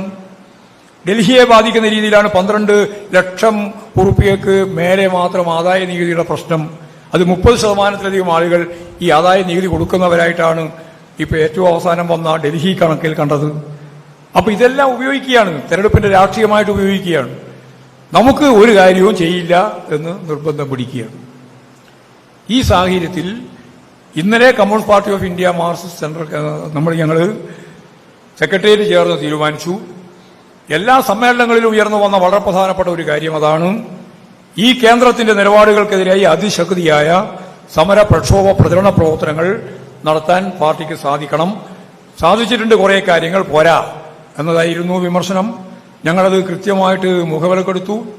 വരുന്ന 19-ാം തീയതി മുതൽ 5 ദിവസക്കാലം നീണ്ടു നിൽക്കുന്ന ഏരിയാടിസ്ഥാനത്തിലുള്ള കാൽനട പ്രചരണ ജാഥയും അത് കഴിഞ്ഞ് 25-ാം തീയതി 10,000-കണക്കിന് ആളുകൾ പങ്കെടുക്കുന്ന ജില്ലാ കേന്ദ്രത്തിലെ കേന്ദ്ര ഗവൺമെന്റ് ഓഫീസുകൾ ഉപരോധിക്കുക എന്ന രീതിയിലുള്ള അതിശക്തിയായ ഒരു സമരവും ഇപ്പോഴിതിന്റെ ഭാഗമായിട്ട് പാർട്ടി പ്ലാൻ ചെയ്ത് കഴിഞ്ഞിട്ടുണ്ട്. ഇതുകൊണ്ട് അവസാനിക്കില്ല. ഇനിയും കേരളത്തിലെ ജനങ്ങൾക്ക് വേണ്ടി, കേരളത്തിലെ ജനങ്ങൾ ഇന്ത്യയുടെ ഭാഗമാണെന്ന വ്യക്തമായ ധാരണ കേന്ദ്ര ഗവൺമെന്റിൽ ഉണ്ടാക്കത്തക്ക രീതിയിലുള്ള വലിയ പോരാട്ടങ്ങൾക്ക്, സമരങ്ങൾക്ക് നമുക്ക് നേതൃത്വം നൽകേണ്ടി വരും എന്നുള്ളത് തന്നെയാണ് അത് സംബന്ധിച്ച് ചൂണ്ടിക്കാണിക്കാൻ ഉള്ളത്. ഇവിടെ ഈ ബഡ്ജറ്റെല്ലാം അവതരിപ്പിച്ചുകൊണ്ട് കണ്ട ഏറ്റവും പ്രധാനപ്പെട്ട കാര്യം, കേന്ദ്ര ഗവൺമെന്റ് പൊതുമേഖലാ സ്ഥാപനങ്ങൾ മുഴുവൻ പൂർണ്ണമായിട്ട് LIC ഉൾപ്പെടെ 100% വിൽക്കാൻ തീരുമാനിച്ചിരിക്കുക. അതുവഴി ആയിരക്കണക്കിന് കോടി ഉറുപ്പിക, ലക്ഷക്കണക്കിന് കോടി ഉറുപ്പിക ഉണ്ടാക്കാനാവും എന്നാണ് അവരിപ്പോ കരുതുന്നത്. എന്ന് പറഞ്ഞാൽ ആഗോളവൽക്കരണ നിലപാടിന്റെ അമേരിക്ക ഉപേക്ഷിച്ച പരിപാടി ഇവിടെ ഇപ്പോഴും വളരെ ഫലപ്രദമായി നടപ്പിലാക്കാൻ ബഡ്ജറ്റിലൂടെ തീരുമാനിച്ചിരിക്കുന്നു നരേന്ദ്രമോദി ഗവൺമെന്റ് എന്നർത്ഥം. അപ്പോ സ്വകാര്യവൽക്കരണത്തിന്റെ പുതിയ ഒരു തലം ഉയർന്നു വരുന്നതോടുകൂടി തൊഴിലില്ലായ്മ രൂക്ഷമാവാൻ പോവാണ്. പട്ടിണി, ലോകത്തിൽ ഏറ്റവും കൂടുതൽ പട്ടിണി കിടക്കുന്ന രാജ്യത്തിൽ 105ാമത്തെ സ്ഥാനമാണ് നമ്മുടെ രാജ്യത്ത്. നമ്മുടെ തൊട്ടയൽവക്കത്തുള്ള രാജ്യങ്ങളൊന്നും നമ്മുടെ താഴെയില്ല, അവരെല്ലാം നമ്മുടെ മേലെയാണ്. നമ്മൾ 105ാമത്തെ സ്ഥാനത്താണ്. ഇങ്ങനെ ഒരു ഭാഗത്ത് തൊഴിലില്ലായ്മ, മറുഭാഗത്ത് പട്ടിണി, ഇങ്ങനെയുള്ള ജനങ്ങളുടെ ജീവിതം, ദുരിതങ്ങൾ, ഉള്ളവരുടെ തന്നെ തൊഴിൽ നഷ്ടപ്പെടുന്ന ഒരവസ്ഥ, ഇതെല്ലാമാണ് ദേശീയ രാഷ്ട്രീയത്തിന്റെ ഭാഗമായിട്ട് നമ്മൾ അഭിമുഖീകരിക്കുന്നത്. ഇതിനെല്ലാം പ്രതിരോധിച്ചുകൊണ്ടുള്ള വമ്പിച്ച പോരാട്ടങ്ങളും സമരങ്ങളും തൊഴിലാളികൾ, കൃഷിക്കാർ ഉൾപ്പെടെ നടത്തിക്കൊണ്ടിരിക്കുന്ന ഏറ്റവും ശക്തമത്തായ പ്രതിരോധങ്ങൾ ഈ ഇന്ത്യയിലും നമ്മൾ കണ്ടുകൊണ്ടിരിക്കുന്നുണ്ട്. അതൊക്കെ ശക്തിപ്പെടുത്തി മുമ്പോട്ട് കൊണ്ടുപോകാൻ കഴിയേണ്ടതുണ്ട്. അതിന് ഒന്നാമത്തെ കാര്യം CPIM സ്വതന്ത്രമായി ശക്തിപ്പെടണം. ഞങ്ങളത് കൃത്യമായിട്ട് കാണുകയാണ്. ശരിയായ നിലപാട് സ്വീകരിച്ച് മുമ്പോട്ടേക്ക് പോകാൻ, മതനിരപേക്ഷ ഉള്ളടക്കത്തിന്റെ ഭാഗമായിട്ട് പോകാൻ CPIM-ന് ഇടതുപക്ഷ പ്രസ്ഥാനത്തിനാണ് സാധിക്കുക. അതുകൊണ്ട് സ്വതന്ത്രമായ CPIM സ്വാധീനം വികസിപ്പിക്കണം ദേശീയ രാഷ്ട്രീയത്തിൽ. ഇടതുപക്ഷ ഐക്യം, ഈ കാര്യങ്ങളെല്ലാം വെച്ചുകൊണ്ട് ഇപ്പോൾ ഐക്യം രൂപപ്പെടുത്താൻ വേണ്ടിയുള്ള പ്രവർത്തനങ്ങൾ നടന്നു വരികയാണ്. അവർ ദേശീയാടിസ്ഥാനത്തിലുള്ള ഒരു ക്യാമ്പയിൻ തന്നെ ഇപ്പോൾ തീരുമാനിച്ചിട്ടുണ്ട്. ആ ദേശീയ അടിസ്ഥാനത്തിലുള്ള ക്യാമ്പയിൻ ശക്തിപ്പെടുത്താൻ നമുക്ക് സാധിക്കണം. ഇടതുപക്ഷ ഐക്യം ശക്തിപ്പെടണം. അതിവിശാലമായ രീതിയിലുള്ള ഈ പോരാട്ടവും ശക്തിപ്പെടുത്തണം. 10ാം പാർട്ടി കോൺഗ്രസിന്റെ ഭാഗമായി നമ്മൾ ചൂണ്ടിക്കാണിച്ചതാണ് ഒരു ജനാധിപത്യ മുന്നണിയിലേക്ക് എത്തത്തക്ക രീതിയിൽ അതിവിപുലമായ രീതിയിലുള്ള ഇടതുപക്ഷ ജനാധിപത്യ ഐക്യം രൂപപ്പെടണം എന്നുള്ളത്. അതിപ്പോഴും പൂർണ്ണമായിട്ട് രൂപപ്പെട്ടു വന്നിട്ടില്ല. ഇടതുപക്ഷ ജനാധിപത്യ മുന്നണി എന്ന് പറയുന്നത് കേരളത്തിലെ മുന്നണിയല്ല ഉദ്ദേശിക്കുന്നത്. തൊഴിലാളികൾ, കൃഷിക്കാർ, കർഷക തൊഴിലാളികൾ, ജീവനക്കാർ, അധ്യാപകർ, ബുദ്ധിജീവികൾ ഉൾപ്പെടെ എല്ലാ ജനവിഭാഗങ്ങളും അവരവരുടെ പ്രശ്നം അടിസ്ഥാനപ്പെടുത്തി ഭരണ സംവിധാനത്തിനെതിരായി നടക്കുന്ന ഉജ്ജ്വലങ്ങളായ പോരാട്ടങ്ങൾ, സമരങ്ങൾ, ഇതാണ് ശക്തിപ്പെടുത്താൻ വേണ്ടിയിട്ട് ഇടതുപക്ഷ ജനാധിപത്യ മുന്നണി കെട്ടിപ്പടുക്കണമെന്ന് പറഞ്ഞത്. അത് രാഷ്ട്രീയ കൂട്ടുകെട്ടല്ല. ഈ ജനങ്ങളുടെ ജീവിത നിലവാരം ഉയർത്താൻ, അവരഭിമുഖീകരിക്കുന്ന പ്രശ്നങ്ങൾക്ക് പരിഹാരം കാണാൻ അതത് മേഖലയിലെ ജനങ്ങൾ ഭരണ സംവിധാനത്തിനെതിരായിട്ട് നടത്തുന്ന പോരാട്ടങ്ങളും സമരങ്ങളുമാണ്. അതിലൂടെയാണ് നമുക്ക് ഇടതുപക്ഷ ജനാധിപത്യ മുന്നണിയിലൂടെയാണ് ജനകീയ ജനാധിപത്യ മുന്നണി കെട്ടിപ്പടുക്കാനാവുക. അതിന്റെ ഭാഗമായിട്ടാണ് നമ്മുടെ പാർട്ടി പരിപാടി ചൂണ്ടിക്കാണിക്കുന്ന ജനകീയ ജനാധിപത്യ ഗവൺമെന്റ് രൂപീകരിക്കാനാവുക. അതിലൂടെയാണ് രാജ്യം സോഷ്യലിസ്റ്റിലേക്ക് ലോകത്തിന്റെ ഒപ്പം മുന്നേറാനുള്ള ഏറ്റവും പ്രധാനപ്പെട്ട ചുമതലകൾ നിർവഹിക്കാൻ സാധിക്കുക. ഇത് വളരെ വേഗം ദിവസങ്ങൾ കൊണ്ട് സാധിക്കുന്നതാണ് എന്ന് തെറ്റിദ്ധാരണയൊന്നും പാർട്ടിക്കില്ല. പക്ഷേ അതിലേക്ക് നീങ്ങുക എന്നത് വളരെ പ്രാധാന്യത്തോടുകൂടിയാണ് 24ാം പാർട്ടി കോൺഗ്രസിന്റെ ഭാഗമായിട്ട് ഞങ്ങൾ കാണുന്നത് എന്നതാണ് അത് സംബന്ധിച്ച് ചൂണ്ടിക്കാണിക്കുന്നത്. ഈ ഒരു ദേശീയ രാഷ്ട്രീയ പശ്ചാത്തലത്തിൽ കേരളത്തിന്റെ ഇടതുപക്ഷ ജനാധിപത്യ മുന്നണി ഗവൺമെന്റ് ഇന്ത്യയിലാകെയുള്ള ഒരേ ഒരു ബദലാണ്. വേറെ ഒരു ബദലും ഇന്ത്യയിൽ ഇടതുപക്ഷവുമായി ബന്ധപ്പെട്ട് കേരളമല്ലാതെ വേറെയില്ല. ഈ ഇടതുപക്ഷ മുന്നണി ഗവൺമെന്റിനെയും അത് നേതൃത്വം കൊടുക്കുന്ന CPIM-നെയും തകർക്കുക എന്നതാണ് ഞങ്ങളുടെ ഉന്നം എന്ന് പരസ്യമായിട്ട് പറഞ്ഞ രാഷ്ട്രീയ നേതാവാണ് നരേന്ദ്രമോദി. നിങ്ങൾ ഓർക്കുണ്ടാവും, ത്രിപുരയിലെ ഗവൺമെന്റ് തകർന്ന് പാർട്ടി പരാജയപ്പെട്ട് BJP ജയിച്ചപ്പോ അവർ പ്രതികരിച്ചത് ഇനി ഞങ്ങളുടെ ഉന്നം കേരളമാണ്. പല നേതാക്കളും പറഞ്ഞു ഞങ്ങൾക്ക് UP-യെക്കാളും പ്രധാനമാണ് കേരളം. അത് നമുക്കെല്ലാവർക്കും മുമ്പേ അറിയാം. 80കളുടെ ആദ്യം ഈ കേരളത്തിൽ കണ്ണൂർ ജില്ല ഒരു ജില്ല എന്ന രീതിയിൽ RSS കൃത്യമായിട്ട് അവരങ്ങോട്ട് അതിനെ ഏറ്റെടുത്തു. അങ്ങനെയാണ് അവർ പറഞ്ഞത്, ഞങ്ങളിതിനെ ഏറ്റെടുത്തിരിക്കുകയാണ് കണ്ണൂരിനെ. ഈ കണ്ണൂരിനെ ഏറ്റെടുത്തുകൊണ്ട് അവരെന്താ ചെയ്തേ? മുഖപരിചയം പോലുമില്ലാതെ ബീഡി തൊഴിലാളികൾ രാവിലെ മുതൽ വൈകുന്നേരം വരെ പണിയെടുക്കുന്ന ബീഡി കമ്പനിക്ക് നേരെ ഒരേ സമയം ഒരു തീയതി നിശ്ചയിച്ച് കേരളത്തിന്റെ വിവിധ മേഖലയിൽ നിന്നുള്ള RSS ക്രിമിനലുകളെ കൊണ്ടുവന്ന് തലശ്ശേരി താലൂക്കിൽ നിരവധി ബീഡി കമ്പനിക്ക് നേരെ കടന്നാക്രമണം നടത്തി. ആരാണെന്നോ ആരെയാണെന്നോ ഒരു ധാരണയില്ല. ബീഡി കമ്പനിയിലുള്ളത് കമ്മ്യൂണിസ്റ്റുകാരാണ് എന്ന് അവർക്ക് പൊതുവെ അറിയാം. അത് അനുഭാവിയാവാം, മെമ്പറാവാം. ബീഡി കമ്പനിക്ക് നേരെ ബോംബെറിഞ്ഞാൽ ആ ബോംബ് കൊണ്ട് മരിക്കുക കമ്മ്യൂണിസ്റ്റുകാരായിരിക്കും. അതിന്റെ അപ്പുറത്ത് ഒരു കാര്യവും അവരാലോചിച്ചിട്ടില്ല. അപ്പോൾ ഒരു വലിയ ഭീതി ഉണ്ടാക്കാനാവും. നമ്മുടെ ദത്തെടുത്ത കണ്ണൂരിലെ പാർട്ടി കേന്ദ്രമായ ബീഡി കമ്പനിയിലേക്ക് RSSന്റെ കേരളത്തിന്റെ വിവിധ മേഖലയിൽ നിന്ന് റിക്രൂട്ട് ചെയ്ത് കൊണ്ടുവന്ന ക്രിമിനലുകളെ ഒരു നിശ്ചിത സമയത്ത് ഒരേപോലെ ബോംബാക്രമണത്തിന് തയ്യാറാക്കി ബോംബും കൊണ്ട് വാഹനവുമായി ആക്രമിച്ച സംഭവം നമുക്കറിയാം. 1980കളുടെ ആദ്യം തടത്തിൽ ബാലൻ ഉൾപ്പെടെയുള്ള സഖാക്കൾ മരിച്ചു. പാനൂര്, ചെമ്പാട് നിരവധി സഖാക്കൾക്ക് പരിക്കേറ്റു. അങ്ങനെ പരിക്കേറ്റ് പാർട്ടി നേതാക്കളും പ്രവർത്തകരും മുഴുവൻ ആശുപത്രിയിലേക്ക് പോയപ്പോൾ അവിടെ പാട്യത്തിനടുത്ത് ഒരു കമ്പനിയിൽ ആക്രമിച്ച് ഓടി രക്ഷപ്പെടാൻ ശ്രമിച്ച ഒരു RSSകാരൻ ചാലിൽ വീണ് അവിടെ തന്നെ മരിച്ചുപോയി. ആരും നോക്കാനില്ല, എടുക്കാനുമില്ല. നമ്മുടെ പാർട്ടി കേന്ദ്രമാണല്ലോ. അവസാനം പോലീസുകാർ വന്ന് നോക്കിയപ്പോഴാണ് ഒരാളിങ്ങനെ കിടക്കുന്നത്. അന്വേഷിച്ച് നോക്കിയപ്പോഴാണ് ഹരിദാസ്. നോക്കിയപ്പോഴാണ് കണ്ണൂർക്കാരനല്ല, കാസർഗോഡുകാരൻ പോലുമല്ല, കോഴിക്കോട് അത്തോളി RSSന്റെ ഏറ്റവും പ്രമുഖനായ നേതാവ്. ആ RSSന്റെ അതേ വേഷത്തിൽ ആ ചാലിൽ കിടക്കുകയാണ്. എന്നിട്ടാണ് കാര്യങ്ങളെല്ലാം നോക്കി മനസ്സിലാക്കി ഇത് ഇന്ന ആളാണെന്നെല്ലാം നമുക്ക് തിരിച്ചറിയാൻ കഴിഞ്ഞത്. അത് അവരുടെ ഒരു പരിപാടിയായിരുന്നു. എന്താ? ഭീതി ഉണ്ടാക്കുക. കമ്മ്യൂണിസ്റ്റുകാരെ കൊല്ലും, കമ്മ്യൂണിസ്റ്റ് ആവണ്ട എന്ന ഒരു ധാരണ രൂപപ്പെടുത്തുക. അതിനു വേണ്ടിയിട്ടാണ് അവർ 1980കളിൽ ഇത്തരത്തിലുള്ള കോടാനുകോടി 2 കോടി രൂപയാണ് അന്ന് ഇത്തരത്തിലുള്ള പ്രക്രിയയ്ക്ക് വേണ്ടി ഞങ്ങൾ നൽകുന്നു എന്ന് പരസ്യമായിട്ട് ദത്തെടുത്ത് കൊടുത്തത്. 2 കോടി RSSന്. നിരവധി കേസുകൾ, നിരവധി സഖാക്കൾ തലശ്ശേരി താലൂക്കിന്റെയും കണ്ണൂരിലെ വിവിധ മേഖലയിൽ രക്തസാക്ഷികളായി. ആ രക്തസാക്ഷികളായ പശ്ചാത്തലത്തിലും അതിനെ ചെറുത്തു നിന്നു പാർട്ടി. ഭീരുക്കളെപ്പോലെ ഒളിച്ചോടിയിട്ടില്ല. ബോംബാക്രമണം ഉണ്ടായതിന്റെ ഭാഗമായി കമ്മ്യൂണിസ്റ്റ് പാർട്ടിയിൽ ഇനി ഞങ്ങളില്ല എന്ന് പറഞ്ഞില്ല എന്ന് മാത്രമല്ല, കേരളത്തിലെ ശരാശരി BJP സ്വാധീനത്തെ പ്രതിഫലിപ്പിക്കാനാവാത്ത രീതിയിൽ ഈ തലശ്ശേരി താലൂക്ക് ഉൾപ്പെടെയുള്ള കണ്ണൂർ ജില്ല യഥാർത്ഥത്തിൽ എഴുന്നേറ്റ് നിന്നു. അത് നമ്മൾ ഗൗരവപൂർവ്വം കാണേണ്ടതാണ്. അതിശക്തിയായ പോരാട്ടത്തിലൂടെ തന്നെയാണ് നമ്മളതിനെ പ്രതിരോധിച്ചത്. അപ്പൊ ഞാനിവിടെ പറഞ്ഞത് ആരെയെങ്കിലും വകവരുത്തുക എന്നുള്ള പ്രത്യേക ഉന്നം വെച്ചുകൊണ്ടല്ല, കമ്മ്യൂണിസ്റ്റ് പാർട്ടിയെ പൂർണ്ണമായിട്ട് കീഴ്പ്പെടുത്താൻ വേണ്ടിയുള്ള ശ്രമം ഇവിടെ നടന്നു. തൃശ്ശൂര് നിരവധിയായ കൊലപാതക സംവിധാനങ്ങൾ ഇവിടെ ഉണ്ടാക്കി.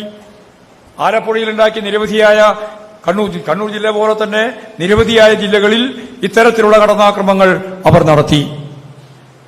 ഈ കടന്നാക്രമങ്ങളെല്ലാം അതിജീവിച്ചുകൊണ്ട് തന്നെയാണ് കമ്മ്യൂണിസ്റ്റ് പാർട്ടിയും ഇടതുപക്ഷ പ്രസ്ഥാനവും ഈ കേരളത്തിൽ സജീവമായി മുന്നോട്ടേക്ക് വന്നത്. അങ്ങനെ മുന്നോട്ടേക്ക് വരുമ്പോൾ ഇപ്പോൾ വലിയ രീതിയിലുള്ള കടന്നാക്രമം ഗവൺമെന്റിനെയും അവരുടെ പണവും എല്ലാം ഉപയോഗിച്ച് പഴയ രീതിയിലല്ല, പഴയ രീതിയിലുള്ളതിനെ കൈകാര്യം ചെയ്ത് നമ്മളെല്ലാവരും പഠിച്ചു. അക്രമത്തിന്റെ ഭാഗമായിട്ട് പാർട്ടിയെ കീഴ്പ്പെടുത്താൻ ശ്രമിച്ച ജനങ്ങളെ അണിനിരത്തി അതിനെ പ്രതിരോധിക്കാം എന്ന് നമുക്ക് മനസ്സിലായി. പക്ഷേ ഇപ്പോഴും പുതിയ രീതിയിലാണ് വരുന്നത്. ആ പുതിയ രീതി എന്താണ്? പുതിയ രീതി പഴയതുപോലെ ആയുധം കൊണ്ടുള്ള കളിയിലൂടെയല്ല. അവിടെയാണ് ചാരിറ്റി പ്രവർത്തനത്തിലൂടെ, വന്ദേ ഭാരത് തുടങ്ങിയിട്ടുള്ള സംവിധാനത്തിലൂടെ പട്ടികജാതി പട്ടികവർഗ വിഭാഗങ്ങളിലേക്ക് കടന്നുപോയി നടത്തിക്കൊണ്ടിരിക്കുന്ന പ്രവർത്തനങ്ങൾ, ക്ഷേത്രങ്ങളെ അടിസ്ഥാനപ്പെടുത്തിയിട്ടുള്ള നിലപാടുകൾ, ഇതെല്ലാം നമ്മൾ ഇതിന്റെ ഭാഗമായിട്ട് കാണണം. ഇടതുപക്ഷ രാഷ്ട്രീയത്തെ ദുർബലപ്പെടുത്താൻ വേണ്ടി ജാതി മതവിഭാഗങ്ങളെ ഉപയോഗപ്പെടുത്തുക. ഇപ്പോ 2 മന്ത്രിമാരാണ് കേരളത്തെ സംബന്ധിച്ചിടത്തോളം ഇപ്പോൾ പ്രതികരിച്ചത്. 2 മലയാളി മന്ത്രിമാരാണ്. ഒന്ന് ജോർജ് കുര്യൻ.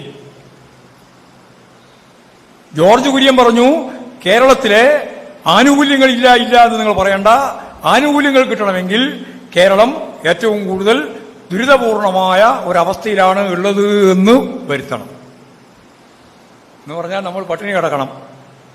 ഈ നേടിയ ഒരു നേട്ടവും കേരളം ഈ കൈകാര്യം ചെയ്യാൻ പാടില്ല. അതൊക്കെ അവസാനിപ്പിച്ച് മറ്റെല്ലാ ഇന്ത്യൻ സംസ്ഥാനങ്ങളെ പോലെ ഏറ്റവും പിന്നിൽ നിൽക്കുന്ന ഒരു സംസ്ഥാനമാണ് കേരളം എന്ന് പറഞ്ഞാൽ നിങ്ങൾക്ക് ആനുകൂല്യം തരാം എന്നാണ് ജോർജ് കുര്യൻ.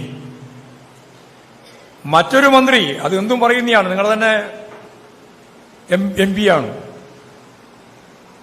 സുരേഷ് ഗോപി. സുരേഷ് ഗോപി പറഞ്ഞത് വളരെ ഗൗരവമുള്ള പ്രശ്നമാണ്. പക്ഷെ അത് അദ്ദേഹം ആയതുകൊണ്ടാണ് പലരും ഗൗരവത്തിലെടുക്കാത്തത്. അതെന്താ പറഞ്ഞേ? അദ്ദേഹം പറഞ്ഞത് ഈ പട്ടികജാതി പട്ടികവർഗ വകുപ്പ്, എപ്പോഴെങ്കിലും ഒരു പട്ടികജാതി പട്ടികവർഗ വകുപ്പിന്റെ ഭാഗമായിട്ടാണ് പട്ടികജാതിക്കാരനും പട്ടികവർഗക്കാരനും ഒക്കെ അവരെ സംബന്ധിച്ചിടത്തോളം മന്ത്രിയാകുക. അദ്ദേഹം പറഞ്ഞത് ഉന്നത കുലജാതർ ഈ പട്ടികജാതി പട്ടികവർഗ വകുപ്പ് കൈകാര്യം ചെയ്താലേ പട്ടികജാതി പട്ടികവർഗ വിഭാഗത്തിന് നേട്ടമുണ്ടാക്കാൻ സാധിക്കുള്ളൂ. ഒരു കേന്ദ്രമന്ത്രി. അതിന്റെ ഒപ്പമാണ് ഇപ്പോൾ വ്യാപകമായി പ്രചരിപ്പിച്ചുകൊണ്ടിരിക്കുന്ന സനാതനധർമ്മം. ഇതെല്ലാം വ്യാപകമായിട്ട് പ്രചരിപ്പിക്കുന്നത് ഒരു സംശയവും വേണ്ട, ബ്രാഹ്മണിക് ഓർഡറെ അടിസ്ഥാനപ്പെടുത്തിയിട്ടാണ്. ബ്രാഹ്മണ മേധാവിത്വ കാലഘട്ടത്തിന്റെ കൃത്യമായ നിലപാടുകൾ സ്വീകരിച്ചുകൊണ്ടാണ്. ഞങ്ങൾ നിരവധി വേദിയിൽ ചോദിച്ചു, ഈ സനാതനധർമ്മത്തിന്റെ ഘട്ടം ഏതാണ്? സനാതനധർമ്മത്തെപ്പറ്റി നിങ്ങൾ പറയേണ്ടത് ഏത് ഘട്ടത്തിലാണ് സനാതനധർമ്മം ലോകത്ത്, അല്ലെങ്കിൽ ഇന്ത്യയിൽ, കേരളത്തിൽ? ചരിത്രം അറിയുന്ന ഒരാൾക്കും ആ ഘട്ടം പറയാനില്ല.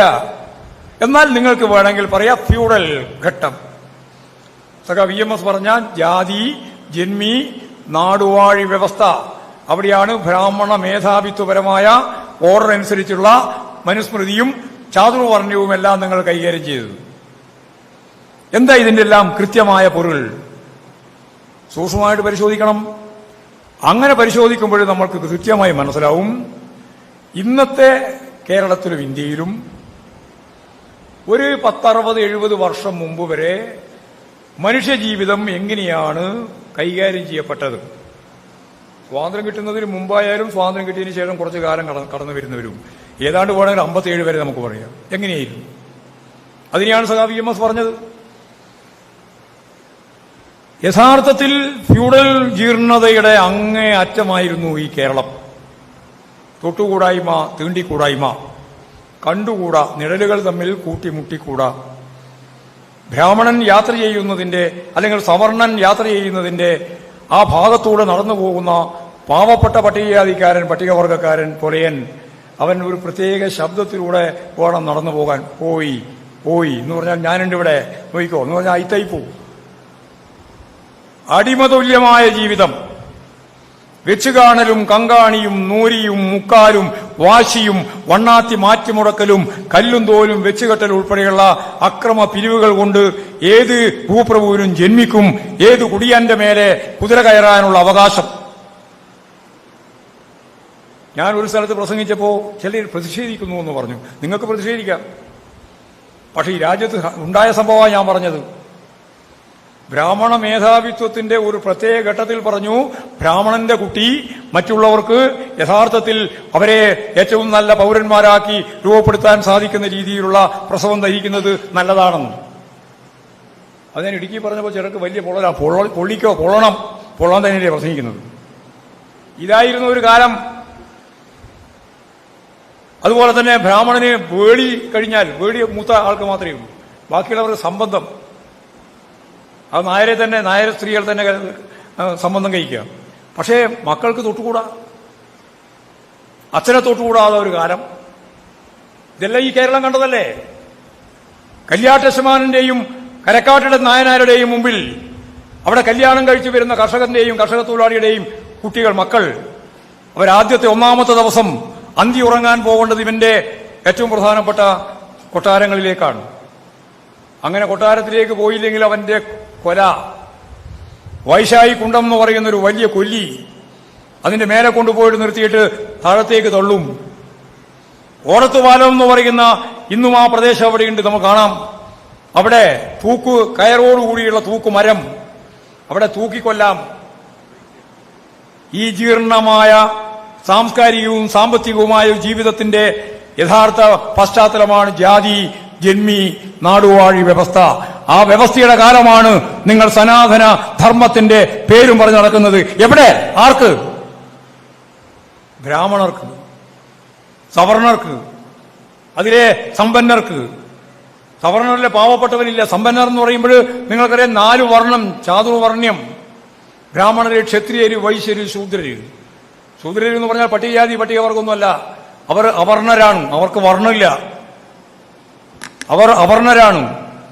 ആ അവർണരായിട്ടുള്ള ആളുകൾക്ക് ഞാൻ നേരത്തെ പറഞ്ഞ പോലെ തൊട്ടുകൂടാ, തീണ്ടിക്കൂടാ. ഭൂപ്രമാണികളെ മുമ്പിൽ മാറുമറക്കാൻ പറ്റില്ല സ്ത്രീകൾക്ക്. കല്ലുമാല മാത്രം. അതൊക്കെയാണ് തിരുവനന്തപുരത്ത് നമ്മൾ കണ്ടത്.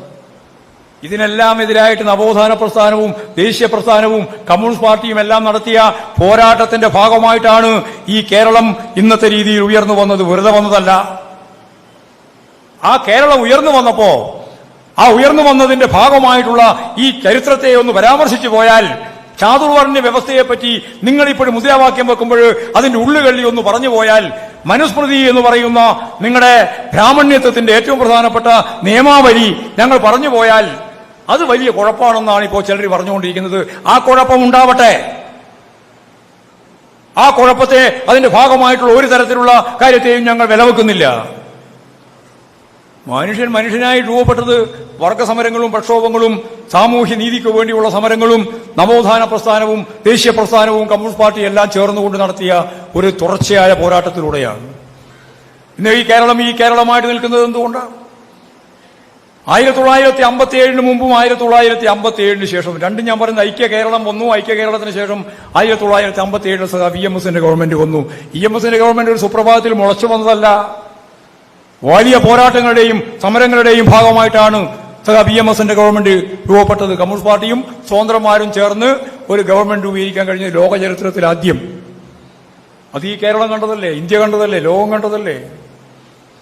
ആ ഗവൺമെന്റാണ് ഇന്ത്യയുടെ ചരിത്രത്തിൽ കുടിയൊഴിപ്പിക്കരുത് എന്ന ഓർഡിനൻസ് ആദ്യമായി 1957 ഏപ്രിൽ 11 പ്രഖ്യാപിച്ചത്. കുടിയൊഴിപ്പിക്കരുത്. ഞാൻ നേരത്തെ പറഞ്ഞ മനുഷ്യനെ മനുഷ്യനാക്കാത്ത ജാതി ജന്മിനാടുവാഴിത്വത്തിന്റെ അതിന്റെ ഏറ്റവും പ്രധാനപ്പെട്ട കേന്ദ്രമായ കേരളത്തിൽ പാവപ്പെട്ട കുടിയാനു വേണ്ടി, കുടികടപ്പുകാരന് വേണ്ടി EMSന്റെ ഗവൺമെന്റ് ഇന്ത്യയിൽ ആദ്യമായി കുടിയൊഴിപ്പിക്കരുത് എന്ന ഓർഡിനൻസ് ഇറക്കി. ആ ഓർഡിനൻസ് ഇറക്കിയപ്പോഴാണ് മനുഷ്യന് നിൽക്കാൻ ഒരിടം കിട്ടിയത്. നിൽക്കാൻ ഇടം കിട്ടിയാലാണ് തന്റെ ഇടം. ആ തന്റേടിയായ മനുഷ്യനായി കേരളം മാറുന്നത് അതോടെയാണ്. ഏതൊന്നും കിട്ടിയിട്ടില്ല, പക്ഷേ നിൽക്കാൻ ഒരിടം കിട്ടി. സംഘടിത പ്രസ്ഥാനത്തിന്റെ മുമ്പിൽ ഇനി ഏത് ഗവൺമെന്റ് വന്നാലും അതിൽ നിന്ന് മാറാനാവില്ല എന്നൊരവസ്ഥ കേരളത്തിലുണ്ടാക്കി. 2 കൊല്ലം കൊണ്ട് ഗവൺമെന്റ് പോയി. വിമോചന സമരം, എല്ലാ പിന്തിരിപ്പന്മാരും ചേർന്നു. അതിനുശേഷം 10 കൊല്ലം കാത്തിരിക്കേണ്ടി വന്നു. 1967 ഗവൺമെന്റ് വന്നു. 1969 ഒക്ടോബർ 14 ജന്മിത്വം അവസാനിപ്പിക്കുന്ന കാർഷിക ഭൂപരിഷ്കരണ ഭേദഗതി നിയമം വന്നു.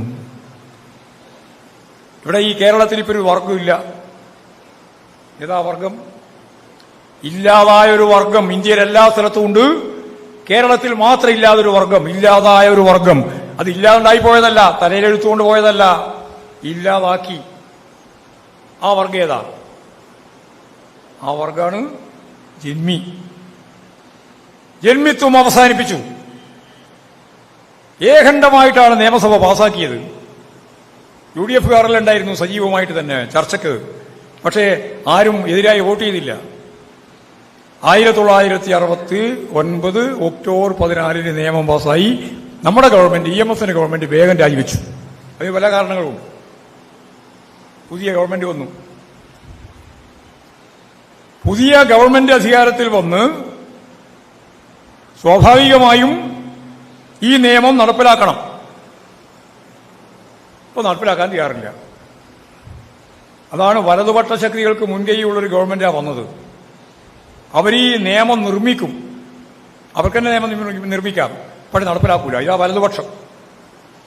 ഇടതുപക്ഷം നിയമം നിർമ്മിക്കുകയും ചെയ്യും, നടപ്പിലാക്കുകയും ചെയ്യും. ഈ നിയമം നടപ്പിലാക്കാൻ തയ്യാറില്ലാതിരുന്ന സന്ദർഭത്തിലാണ് ഇനി എന്ത് എന്നുള്ള ചോദ്യത്തിന് മുമ്പിൽ കൃത്യമായ തീരുമാനമെടുത്ത് 2 പ്രചരണ ജാഥ, ഒരറ്റം മുതൽ മറ്റൊരറ്റം വരെ. ആ ജാഥ ആലപ്പുഴയിൽ അറവുകാട് മൈതാനത്തിൽ സംഗമിച്ചു. 5 ലക്ഷം ആളുകൾ, അന്ന് കേട്ട് നോക്കിക്കോ, 5 ലക്ഷം ആളുകൾ. അതിൽ സുന്ദരിയുണ്ട്, അതുപോലെ തന്നെ ഈ പറയുന്ന മുഴുവൻ നേതാക്കന്മാരുമുണ്ട്. സുന്ദരിയുണ്ട്, നായനാരുണ്ട്, അതുപോലെ അഴീക്കോടൻ രാഘവനുണ്ട്, CH കണാരനുണ്ട്, PS അച്യുതാനന്ദനുണ്ട്, AKG ഉണ്ട്. AKG ആണ് അതിന്റെ നായകത്വത്തിൽ ഉള്ളത്. ഇവരെല്ലാം ഉണ്ട്.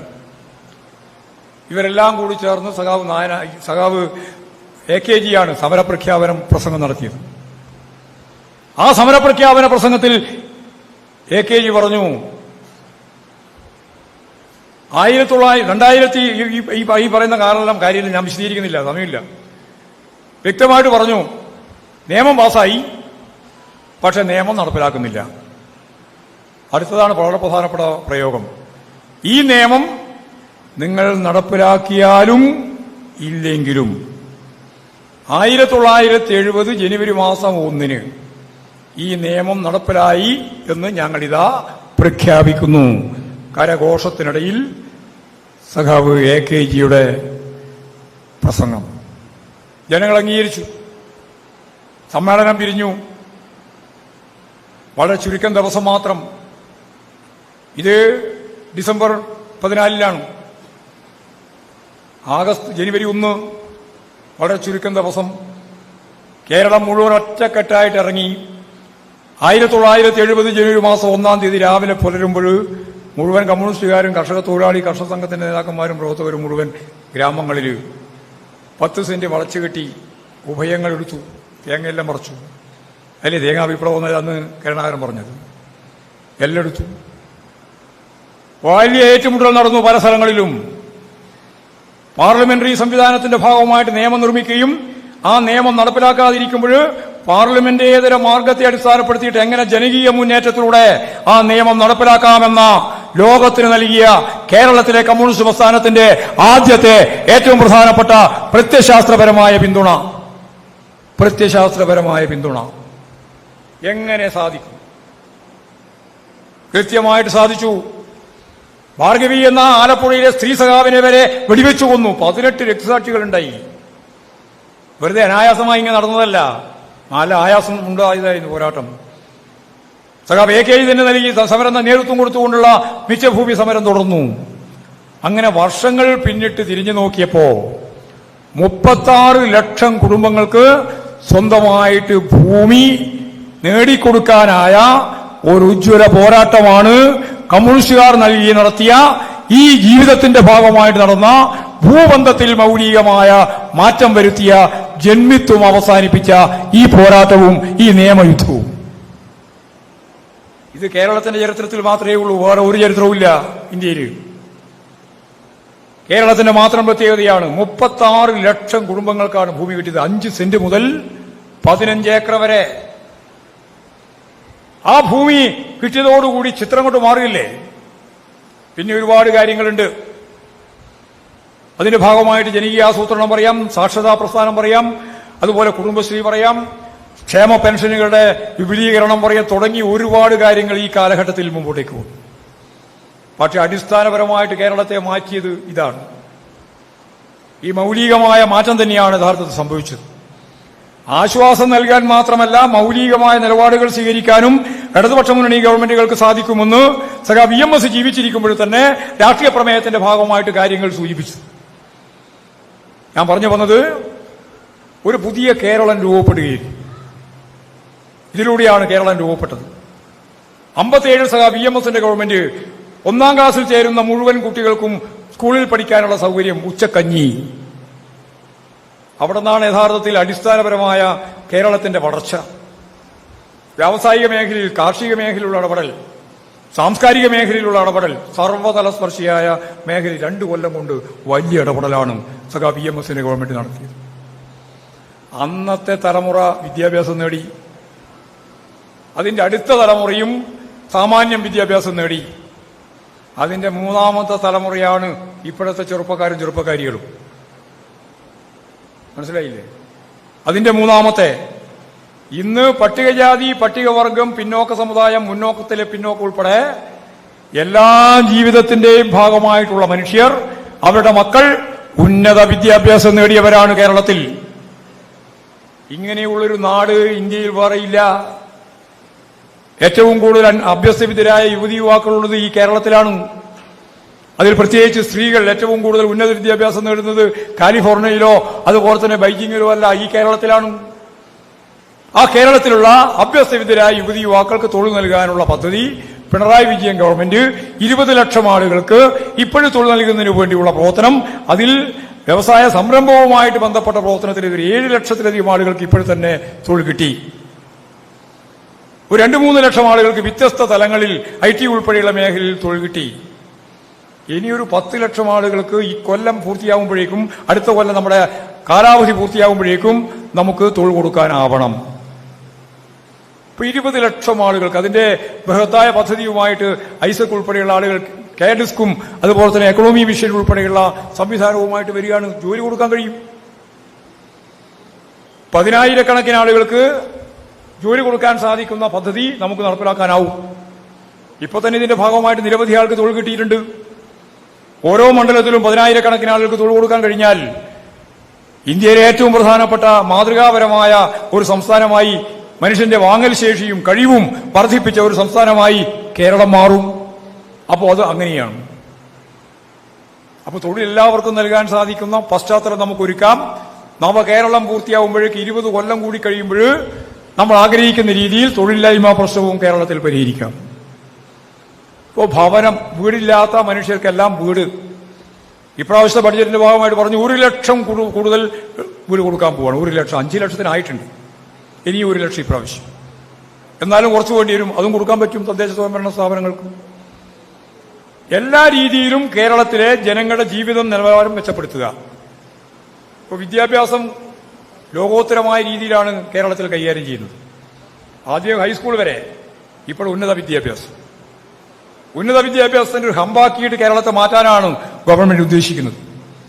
അതിന്റെ ഭാഗമായിട്ടാണ് വിജ്ഞാന സമൂഹം. അതിന്റെ ഉയർന്ന രൂപമാണ് വിജ്ഞാന സമ്പദ് വ്യവസ്ഥ. ആരുടെയും അവകാശം വാങ്ങാതെ, നമ്മുടെ അവകാശങ്ങൾ പോലും പിടിച്ചു വാങ്ങേണ്ടുന്ന നിലവിൽ സമരത്തിന്റെയും പ്രക്ഷോഭത്തിന്റെയും കാര്യം നിൽക്കുമ്പോൾ നമ്മുടെ സ്വന്തം കാലിൽ ഈ കേരളത്തെ എങ്ങനെ വികസിപ്പിക്കാം? വിഴിഞ്ഞം തുറമുഖം ഏറ്റവും പ്രധാനപ്പെട്ട ഇന്ത്യയിലെയും ലോകത്തിലെയും ഒരു പദ്ധതിയായിട്ട് വരികയാണ്. കൊല്ലം അതുപോലെ തന്നെ തിരുവനന്തപുരം ജില്ലയെ ത്രികോണാടിസ്ഥാനത്തിൽ വികസിപ്പിക്കാനുള്ള പദ്ധതി ആസൂത്രണം ചെയ്തു വരികയാണ്. കൊച്ചിയിൽ നിന്ന് ഒരു കോറിഡോർ ആരംഭിക്കുകയാണ്. കേന്ദ്ര ഗവൺമെന്റ് അംഗീകാരം കിട്ടിക്കഴിഞ്ഞു. അത് കോയമ്പത്തൂരിലേക്കാണ്, പാലക്കാട് വഴി. 1300 ഏക്കർ ഭൂമിയാണ് പാലക്കാട് ഇപ്പോൾ ഏറ്റെടുത്തിട്ടുള്ളത്. 1000-കണക്കിന് ആളുകൾ പുതിയ സംരംഭവുമായി രംഗത്ത് വരാൻ പോവാണ്, AI ഉൾപ്പെടെ. അപ്പോൾ നിരവധിയായ സംവിധാനങ്ങൾ നമുക്ക് ഉപയോഗിക്കാൻ കഴിയും. കോഴിക്കോട് നിന്ന് കണ്ണൂർ, കാസർഗോഡ് വഴി മംഗലാപുരത്തേക്ക് ഒരു പുതിയ കോറിഡോർ. വ്യവസായ ശൃംഖല, IT പാർക്കിന്റെ പ്രപ്പോസലാണ് ഇപ്പോൾ മന്ത്രി മുന്നോട്ടേക്ക് വെച്ചിട്ടുള്ളത്. ഞാൻ കേരള ബഡ്ജറ്റിനെ പറ്റി ഒന്നും വിശദീകരിക്കാൻ ഉദ്ദേശിക്കുന്നില്ല. ഏറ്റവും ശരിയായ രീതിയിൽ കേരളത്തെ പുതിയ ഒരു കേരളമാക്കി രൂപപ്പെടുത്തി പട്ടിണി കിടക്കുന്ന ഒരു മനുഷ്യനും ഈ കേരളത്തിൽ ഉണ്ടാവില്ല എന്ന് ഈ നവംബർ മാസം പ്രഖ്യാപിക്കാൻ പോവാണ്. അതിദരിദ്രരുടെ എണ്ണം 64,006. 64,006 ഇപ്പോഴും ഏതാണ്ട് 10,000 കഴിച്ച് ബാക്കിയെല്ലാം പൊതുസമൂഹത്തിന്റെ ഭാഗമായിട്ട് വന്നു. ബഡ്ജറ്റിൽ ഇപ്പോൾ അതിന് പണം മാറ്റിവെച്ചിട്ടുണ്ട്. അടുത്ത നവംബർ മാസം 1-ാം തീയതി കേരള പിറവി ദിനത്തിന് ഇന്ത്യയിൽ അതിദാരിദ്ര്യമില്ലാത്ത ഒരേ ഒരു സംസ്ഥാനം കേരളമായിരിക്കുമെന്ന് കേരളത്തിന്റെ മുഖ്യമന്ത്രിക്ക് പ്രഖ്യാപിക്കാനുള്ള സൗകര്യം വരാൻ പോവാണ്. അത് നവംബർ 1-ന് നടക്കും. ഒരു സംശയമില്ലാതെ രീതി നടക്കാൻ പോകുന്ന ഒന്നാണ്. അപ്പൊ എല്ലാവർക്കും വീട്, വിദ്യാഭ്യാസം ഉന്നതമായ രീതി, അതേപോലെ തന്നെ വളരെ പ്രധാനപ്പെട്ട ഒന്നാണ് ആരോഗ്യ മേഖല കോവിഡ് പശ്ചാത്തലത്തിൽ ലോകം തന്നെ വിസ്മയിച്ചു പോയ വളരെ ഫലപ്രദമായ ഇടപെടലാണ് ജനകീയാരോഗ്യ പ്രസ്ഥാനം നടത്തിയത്. അത് ഇനിയും തുടരണം, മുന്നോട്ടേക്ക് പോകണം.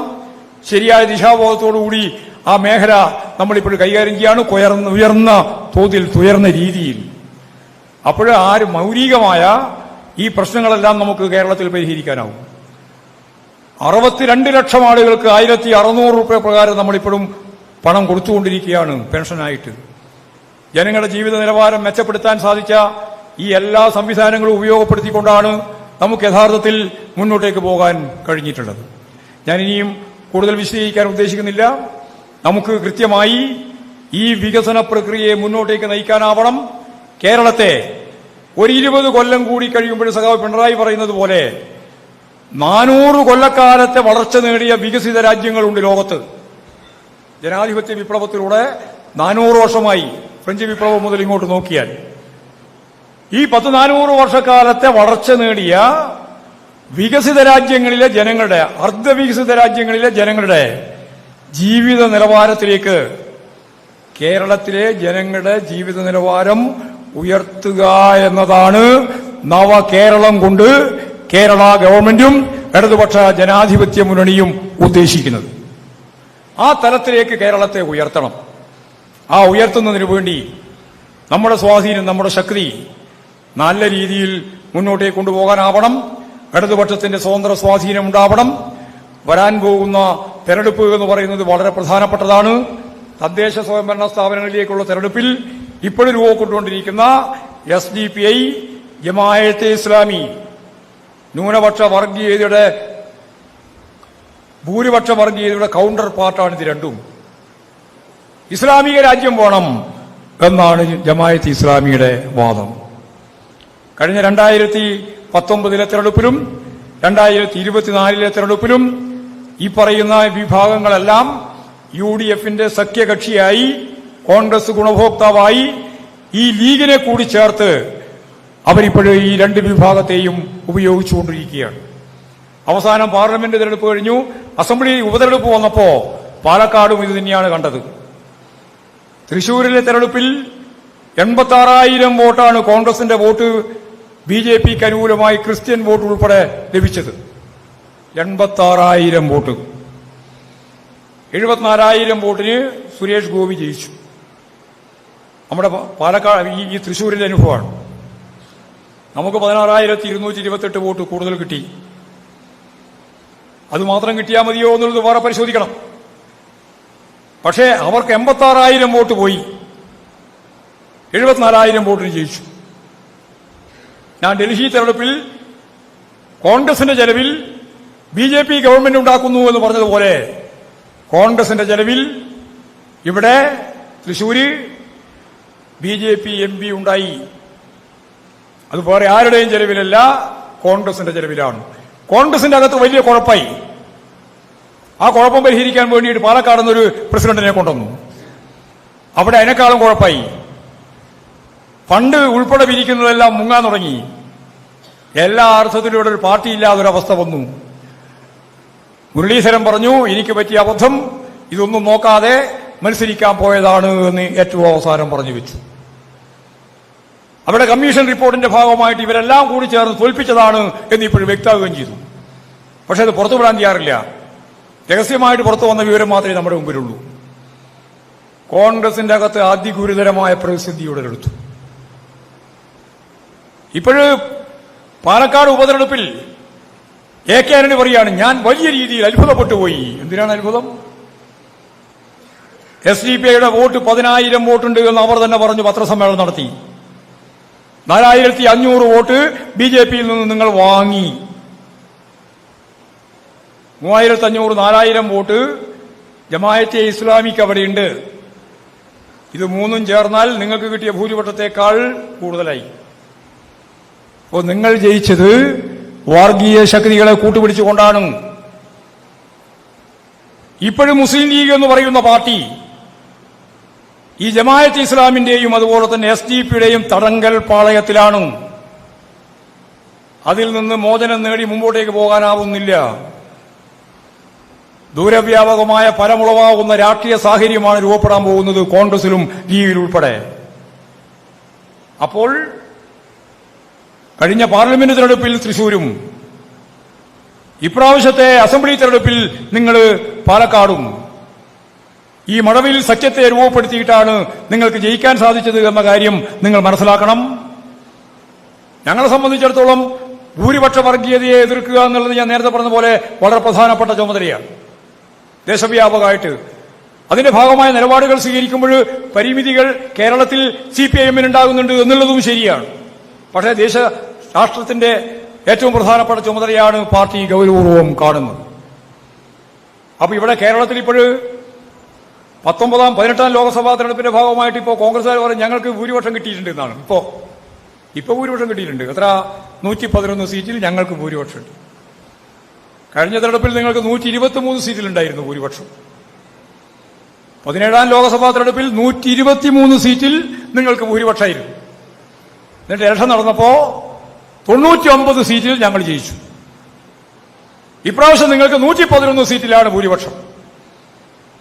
വരുന്ന 2026 മെയ്യിൽ നടക്കാൻ പോകുന്ന തെരഞ്ഞെടുപ്പിൽ ഒരു സംശയവും വേണ്ട, ഇത് 99 കടന്ന് 100ന്റെ അപ്പുറത്ത് ഇടതുപക്ഷ ജനാധിപത്യ മുന്നണിക്ക് ജയിക്കാൻ സാധിക്കുന്ന പുതിയ രാഷ്ട്രീയ സാഹചര്യമാണ് കേരള രാഷ്ട്രീയത്തിൽ രൂപപ്പെടുന്നത്.